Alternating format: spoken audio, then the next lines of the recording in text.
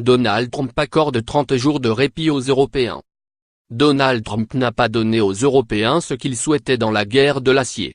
Les démarches d'Emmanuel Macron, puis Angela Merkel, auprès du président américain n'ont pas abouti à la solution définitive espérée. Pour autant la Maison-Blanche pense avoir trouvé une solution temporaire à son avantage qui suspend pour un mois le risque de mesures de rétorsion de la part de l'Union européenne. Lire aussi, acier, les Européens prêts à riposter mais toujours dans l'expectative. À quelques minutes de l'expiration du délai qu'il avait lui-même fixé, Donald Trump a fait savoir qu'il ne frapperait pas encore de droits de douane les importations d'acier et d'aluminium de plusieurs pays alliés. Il fixe en revanche une nouvelle date, qualifiée de finale, au-delà de laquelle il tranchera.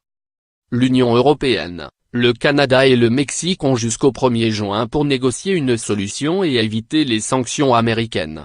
Or on sait que les Européens officiellement affirment qu'ils ne négocient pas le revolver sur la tempe. Tiraillés par leurs intérêts nationaux différents, ils sont néanmoins ouverts à des discussions pour éviter une guerre commerciale, à condition que la menace de sanctions unilatérales qu'ils jugent illégales, soit levée. Quelques heureux élus ont en revanche déjà répondu en principe de manière satisfaisante aux exigences de Washington. On y trouve le Brésil, l'Argentine et l'Australie. Les détails des arrangements négociés avec ces nations seront finalisés rapidement. La Maison-Blanche ne donne pas de précision, mais on comprend qu'elles ont promis de limiter leurs exportations d'acier et d'aluminium vers les États-Unis.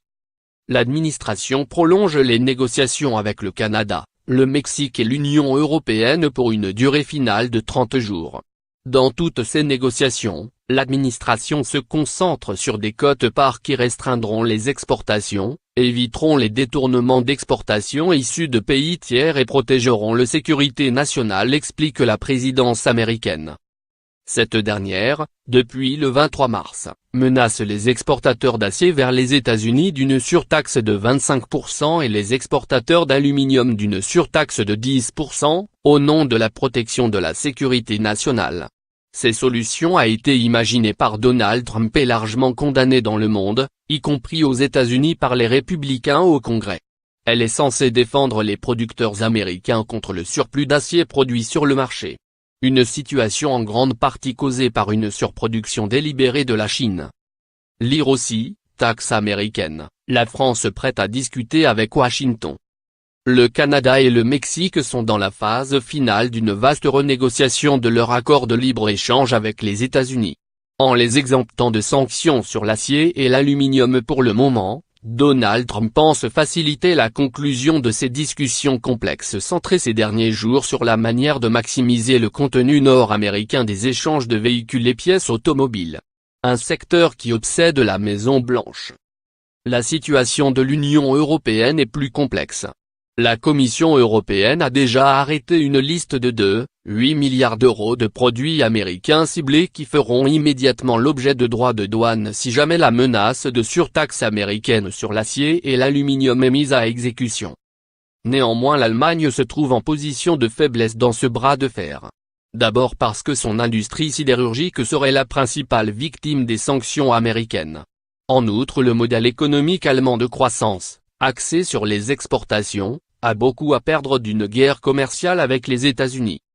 Sans compter que depuis quelques semaines, les nouvelles sanctions dures décidées par Washington contre les oligarques russes sont en passe d'empêcher des géants industriels allemands de travailler avec Moscou. Berlin espère donc aussi que Washington exemptera l'Allemagne de ces nouvelles mesures visant le régime de Poutine.